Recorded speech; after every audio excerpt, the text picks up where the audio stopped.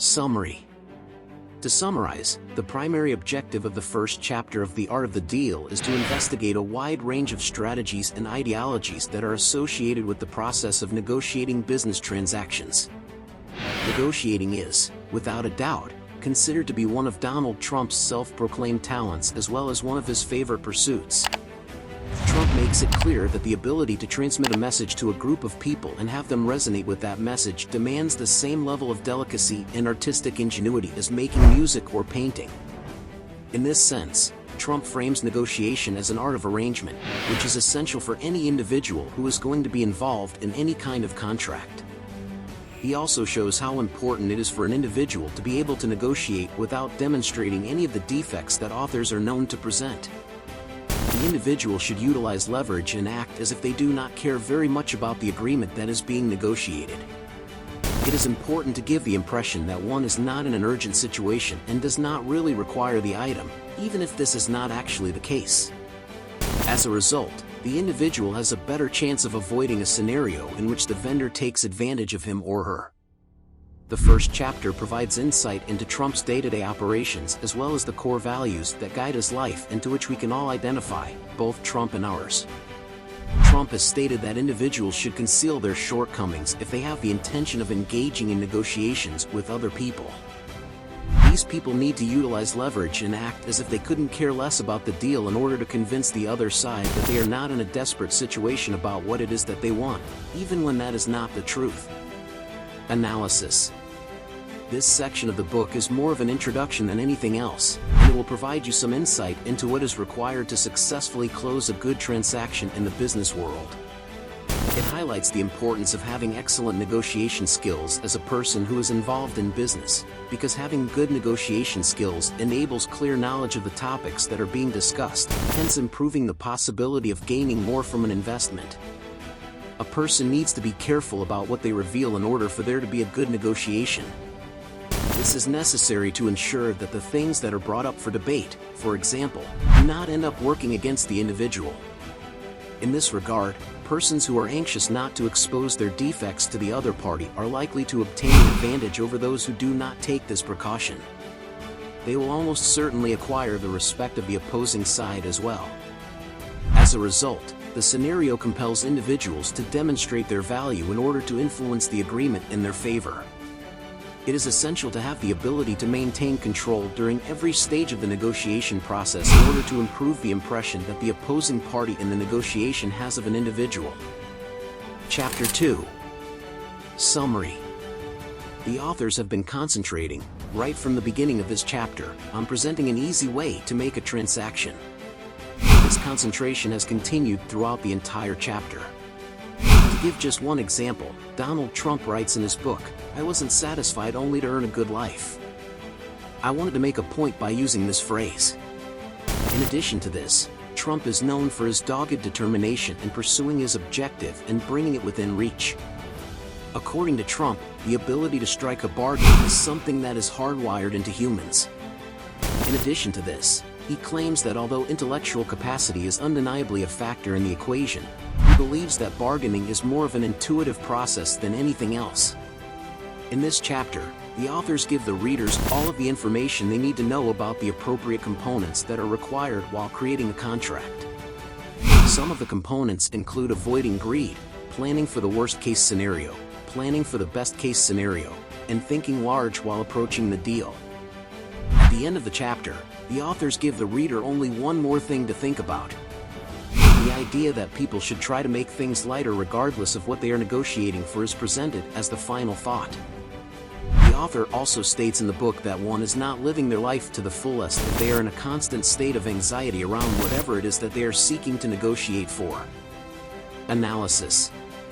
In this chapter, the author seems to argue that having a strong feeling of belief in one's own inner potential is one of the nitty-gritty details that is necessary for engaging in a successful transaction.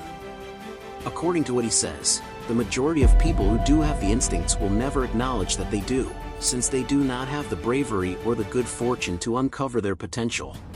In this regard, the author says that having a strong conviction in oneself is likely to push a person to the negotiation table while that person is quite sure of winning.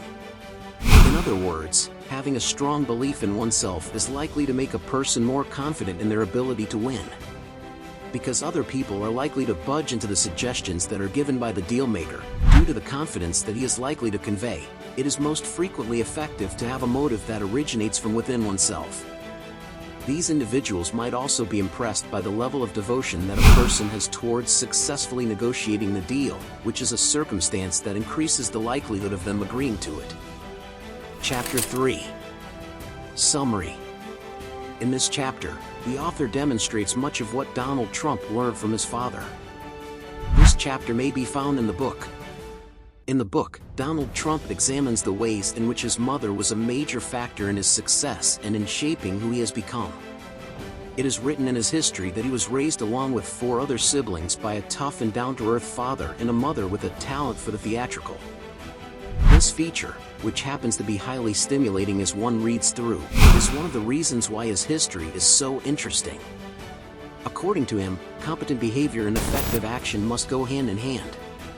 Trump writes in his book, "I was always something of a leader in my neighborhood," and he says this. This provides evidence of the high level of expertise that he maintained throughout his whole life. The character of Trump's father, Fred, is portrayed in the book as someone who is severe, strict, and demanding. This made it difficult to relate to him. This chapter covers how Trump's father established a profitable real estate portfolio consisting of single-family homes in Queens and low-income housing expansions in both Queens and Brooklyn. It is said that Trump's bond with his father was stronger than that of his other 4 siblings. This is attributed to the fact that Trump followed in his father's footsteps when it came to conducting business. The words "I got involved in the business very young, and I was never frightened by my parents, the way other individuals were," are attributed to Donald Trump. Additionally, the book discusses how Trump gained an understanding of the value of being competent as well as tough from his father. Analysis. This chapter demonstrates the degree of effect that other people are likely to have on an individual's life as well as the significant part that mentoring plays in the process of developing an entrepreneur's skills. As was seen in the instance of Trump, a kid's parents or legal guardians frequently constitute the immediate context from which the child can learn.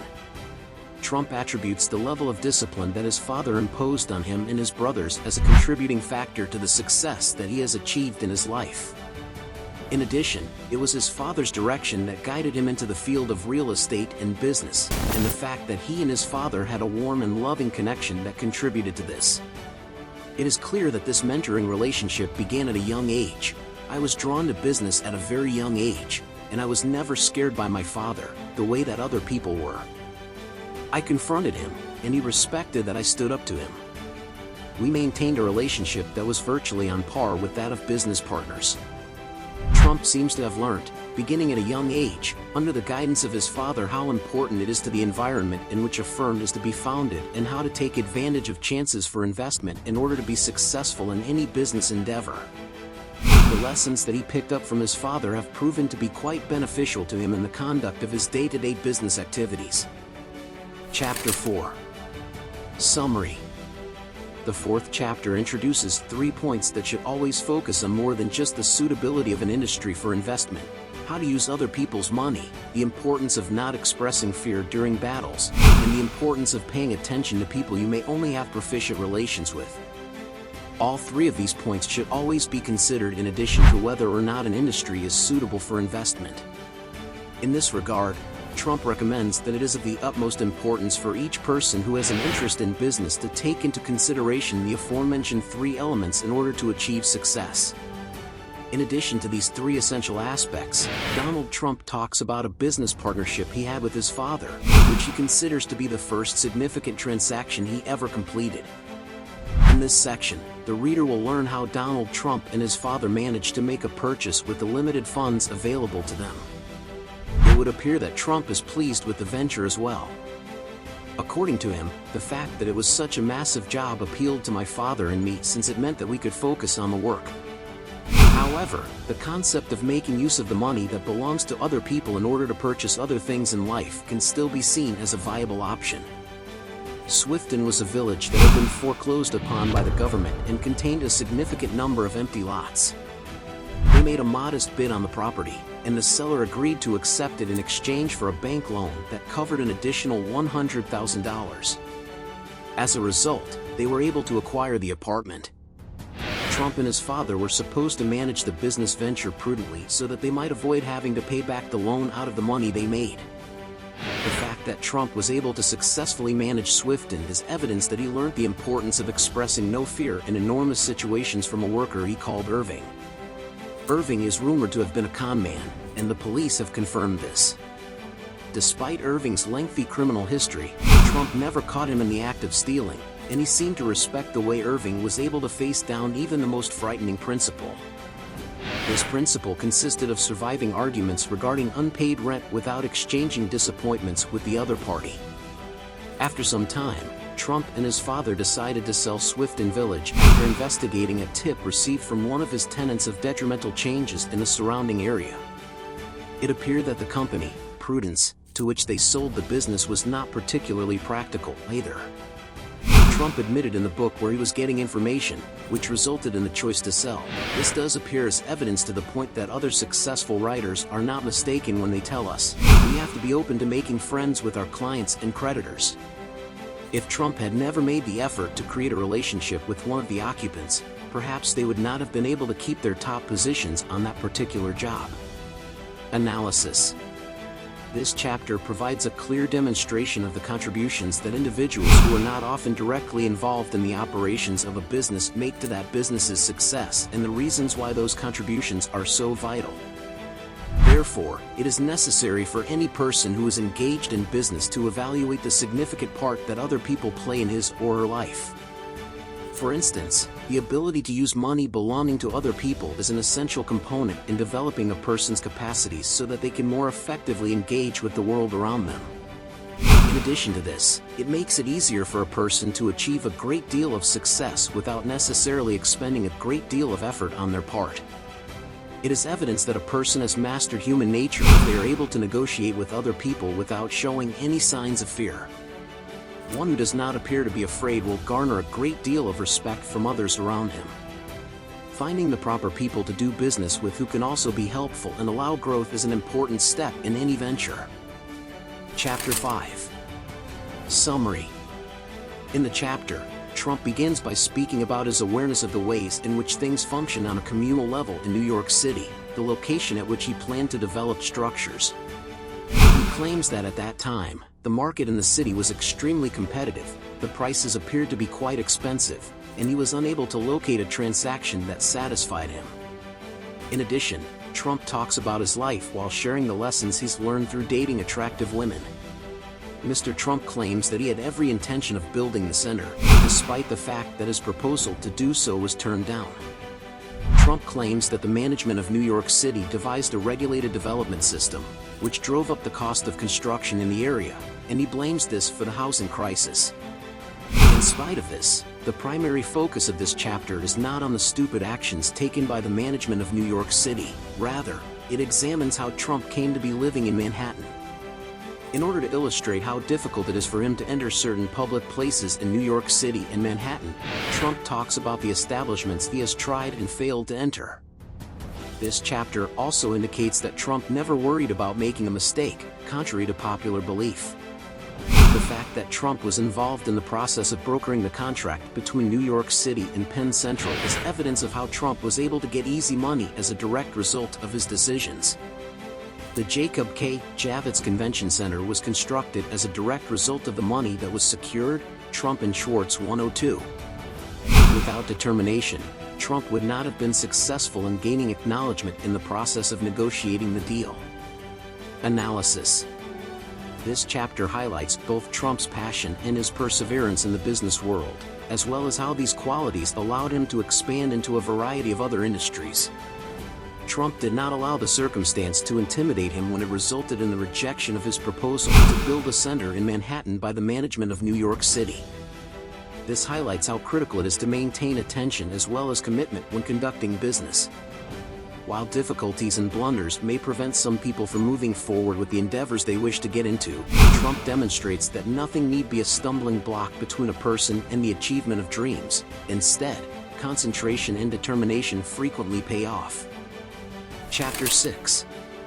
Summary.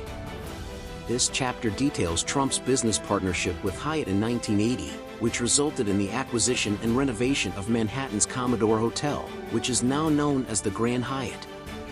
This book explains how individuals can be successful in the art of deal-making by avoiding focusing on or exposing the things that they lack. To explain his position on the matter, Trump writes in the book, "You don't tell someone information they do not require to know at the time of negotiations." This quote is used to talk about the concept. In addition, the book recommends that individuals place an emphasis on what they are able to do and are willing to do to support their portion of the giveaway. This is meant to keep each individual's consideration focused on the positive profits that can be made by a successful deal for all parties involved. This book belongs to one of the oldest and most influential categories in the culture that is dominant in the United States today, which is known as the Triumph Territory, or works on how to go ahead in life. Analysis. The significance of planning ahead for one's business endeavors is emphasized throughout this chapter as the primary takeaway lesson. The most important lesson that people can learn from Trump is that they should not let the things they do not have hinder them from achieving their goals. Trump did not emphasize the fact that he did not have the money for the project when he was renovating the Commodore Hotel in Manhattan, even though it was the truth that he did not have the money for the project. His actions, therefore, demonstrate that having a deep purpose is bound to conquer any sort of challenge that a person is likely to endure. This is because having a deep purpose is bound to motivate a person to take action. It has the effect of influencing such a person to determine the particular means by which he may get some of the resources that he does not already have for the work. Chapter 7. Summary. In this chapter's summary, the primary topic of discussion is the Trump Tower, which is situated in Tiffany. At first, the business transaction for the construction of this tower was a failure. Trump, on the other hand, would not give up and continued to make an effort, even going so far as to write letters to the various parties who would have been involved in its establishment. He acknowledges that the single most important factor that differentiates success and failure is sheer tenacity. Even after the company had filed for bankruptcy, he continued to try his luck repeatedly for a period of 3 years. During the process of negotiating the purchase, he took into account both the zoning and the neighboring parts. He took the necessary precaution of writing the agreement down on a piece of paper to ensure that the other party would not back out of their commitment. He agreed to a price that was lower than the going rate in the market because he considered it to be acceptable for this location. After the transaction was finalized, he had other plans for the construction, and he continued to keep all of his alternatives on the table. Analysis. They attempt to draw parallels between the two outcomes by describing the processes that underlie each one. According to what is shown in the chapter, a significant number of people judge failure and success based on whether or not they possess something. Lack and despondency are insufficient criteria for determining one's level of failure. When viewed from this perspective, success should be understood as the capacity to pursue and realize one's aspirations, while failure should be understood as the inability to do so. Even though Trump's company was on the verge of filing for bankruptcy at the time, he remained certain that he would eventually be able to build his namesake tower. Therefore, in order for people to be successful in their pursuit of various tasks, they need to concentrate more on the level of success they want to achieve. Even if difficulties may appear to be straightforward with their operations, they need to be aware that the odds of achieving significant headway are predicated on the continuous quantity of effort they are likely to put into their work. Chapter 8. Summary. In this chapter's summary, we learn how Trump discovered that Hilton Hotel had more than 150 locations across the world, and that just 2 of those locations were responsible for approximately 40% of the net profit made by the firm.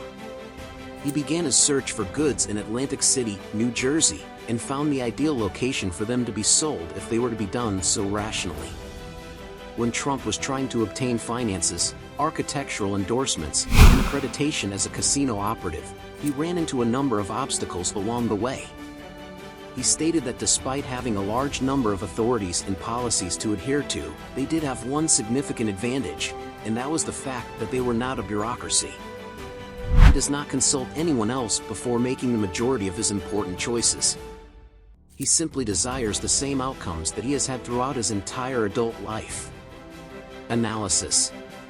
In addition to that, the chapter explains that keenness and focus are two of the assets that are necessary for the construction of a significant corporate empire. The key is to zero in on what is successful and focus a great deal of energy and attention on that. For instance, where Trump reveals that he does not engage anyone while making any major choice, it demonstrates that as the bearer of a project, he is the only one who is completely aware of what it is that he wants. Therefore, a significant portion of the gameplay is around the capacity to make effective use of other individuals in order to achieve the degrees of success that may be required in a specific endeavor. In addition, getting rid of unnecessary bureaucracy in the many endeavors being pursued is crucial to increasing the likelihood of success in this field. Chapter 9. Summary. In this chapter, Donald Trump has a direct conversation with Baron Hilton, the owner of the Hilton Hotels, about his problematic meeting with a bid. During this conversation, Donald Trump describes his problematic meeting with a bid.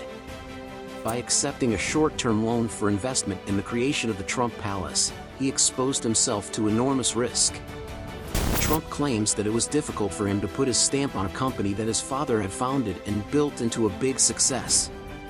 There are a few sons that have the goal of beating their fathers at the same game, which may be the most difficult challenge of all, especially when the father's name is Conrad Hilton. According to Trump's statements, Hilton could have persisted in everything if Barron himself had reserved the authorization hearings with greater earnestness. Analysis. This chapter demonstrates that in order to make significant progress in one's life, one must first be willing to take significant risks in that life. There is no other path to success. Trump was aware of the amount that was required of him in order to acquire a portion of the Hilton empire. Trump was already placing one foot into the very component of risk that is required in the process of deal-making when he made the decision to get into a face-off with Baron Hilton. Additionally, Trump was dedicated to the construction of the Trump Palace. Although he was experiencing financial difficulties at the time, he never let those difficulties get the better of him or dissuade him from pursuing his goals and objectives. Because of this, he decided to take out a few smaller loans so that he could strengthen his ability to finish the job. Chapter 10. Summary. In this chapter's summary, we discuss a property that Donald Trump owns in the Central Park South neighborhood. Trump describes the high caliber of the locations of this property, indicating that it is situated in one of the most desirable areas of real estate anywhere in the known cosmos.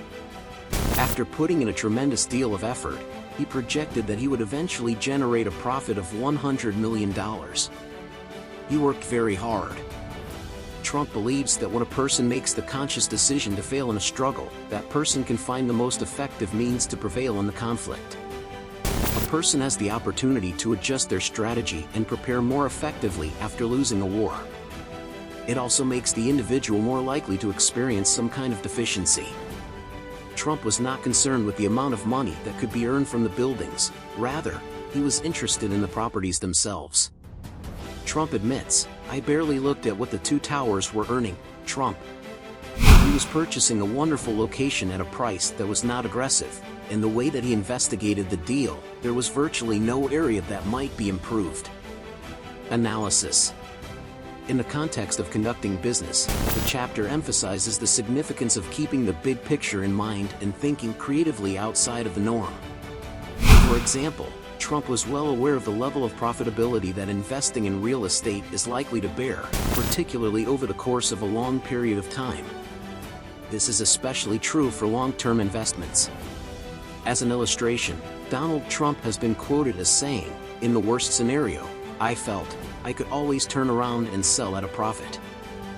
Even in difficult economic times, there are still buyers interested in first-rate places. Therefore, by deciding not to look at what the buildings he owned were making at the time, he created an opportunity to focus more on the projects themselves and what they would offer in the long run. This is because looking at the earnings would have distracted him from the projects. He was primarily of the opinion that, in the years to come, they would bring in an increased amount of money. The issue of positioning is also an important one to consider. It demonstrates that people have a better chance of making more money if they establish their endeavors in the appropriate geographic location. Chapter 11. Summary. In the chapter, Trump describes the methods he has used throughout his career to locate the most advantageous business opportunities. It is true that he is not frightened to make a significant payment for the products as long as there is a good chance that they would bring in a greater revenue. However, he describes a distinct approach that he took when he first started playing football. When he purchased the New Jersey Generals in 1983, the league was already in its worst position to that point. On the other hand, it seems like football has been his primary passion all along. As a result, he anticipated that investing in it would provide a significant boost to his empire. In spite of the fact that the Generals were enjoying a great deal of success at the time in the league, he made the decision to choose another team. According to him, one of the issues with the league is that the games take place during the springtime. He says this is one of the drawbacks. However, the majority of fans traditionally prefer for games to be played throughout the fall. As a result, television networks would pay a very small amount to air games that were played during the spring. Trump, on the other hand, points out that he entered the business of signing and selling athletes, such as Herschel and Jim Kelly, and that this is how he was able to make more money. Analysis. One of the most significant abilities that a person can have is the ability to recognize the greatest option available in a given situation. As evidenced by Trump's pattern of behavior, he has the practice of analyzing the environment to identify the finest opportunities and acting swiftly to seize those opportunities. The virtue is significant because it describes a person who is successful in recognizing some of the chances that are in front of him and making the most of those opportunities when they present themselves. One incident that is documented in the initiatives that Trump has participated in is when he decided to participate in the United States Football League. It describes a person who is aware of the appropriate moment to take a step and then goes all the way into it. Chapter 12. Summary. In this chapter, Trump discusses restoring the Woolman rink that was destroyed in the fire. He expresses his annoyance at the notion that New York City has plans to reconstruct the rink, which, according to him, is frustrating. He claims that the plan that the city management had, in which it hoped that it would be open in around 2 years if all went well, outraged him, and he states that he was appalled by the proposal. Trump was nervous about the possibility that everything would go according to plan. As a result, he discusses the primary contributions that he made to the establishment of the rink as well as its subsequent reopening. He was able to communicate with the management of the city, where he offered the essential job expertise that would be essential towards the rapid completion of the rink. Analysis. The chapter paints a picture of Donald Trump as a man who is not afraid to engage in any kind of conflict in order to achieve the level of success he desires in a certain endeavor that he has chosen to pursue. Therefore, as can be seen in the process of restoring the Woolman rink, Trump did not permit the protest that the management of New York City had towards him. He was of the opinion that he was the most qualified candidate for the position. Therefore, he went in to take over the job, and he finished it in a timely manner while staying within the allotted budget. This chapter also demonstrates the value of a person who, when given the opportunity, is able to exhibit what they are capable of accomplishing. Chapter 13. Summary. Trump discusses the most difficult and the most straightforward business decisions he has ever had to make. All of the decisions concern the same piece of land. He describes the West Side Yard as being the location where he was forced to let it go, a choice that he describes as being difficult for him to make. On the other hand, he claims that it did not take him much time to settle on the decision to repurchase the property in 1985. Trump also gives his opinion on a few of the tactics that he utilized in order to acquire the financial resources necessary to fund the various interests that he had at the time. According to him, this allowed him the freedom to focus on business transactions. Therefore, the procedure made it possible for him to generate more cash flow, which was essential to him achieving some level of growth in the company operations that he was primarily concerned with. Analysis. The significance of having sound criteria to base judgments on is another point that is brought up in this chapter. There are times when the most beneficial choices are also the most challenging. However, in order for them to be beneficial to the individual concerned, they must still be completed. For instance, when Trump decided to let go of the West Side Yard, He did so well aware that doing so would not provide him with the opportunity to generate the levels of profits that he was seeking from the sale of the property. Nevertheless, when the opportunity to participate in a business endeavor that is almost certainly going to be lucrative offers itself, one must not pass up the chance to do so. The action is demonstrated by the decision that Trump took in 1985 to repurchase the yard.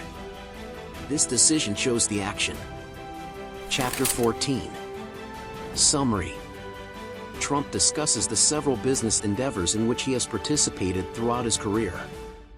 As an illustration, he discusses his participation in the United States Football League.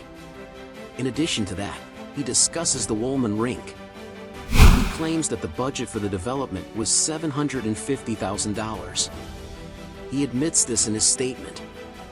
In addition to that, he claims that he was able to build the rink for less money than expected, and that it was ready to use ahead of schedule. In addition to it, he discusses the Palm Beach Towers. He discusses the business relationship that he had with Lee Iacocca in the past. The Australian casino was brought to his attention. He was able to handle the company successfully while traveling from New York City via a plane for 24 hours. He also discusses the Beverly Hills Hotel, which he was able to sell to the person who had offered the most money for it. He claims that he was successful in selling the hotel to Marvin Davis, a mogul in the oil industry. Analysis. This chapter serves as a summary of the numerous business endeavors in which Trump participated and the levels of success that he achieved as a result of those endeavors. As a result, this chapter is intended to serve as evidence that it is necessary to consider Trump to be a reliable source of information regarding the process that is involved in the making of deals. It would appear that he is the type of person that makes use of the principles of time and timing in order to achieve the finest results he possibly can. For instance, because Trump made the decision to invest in the Beverly Hills Hotel, he was able to turn a significant profit when he decided to sell the property to the highest bidder.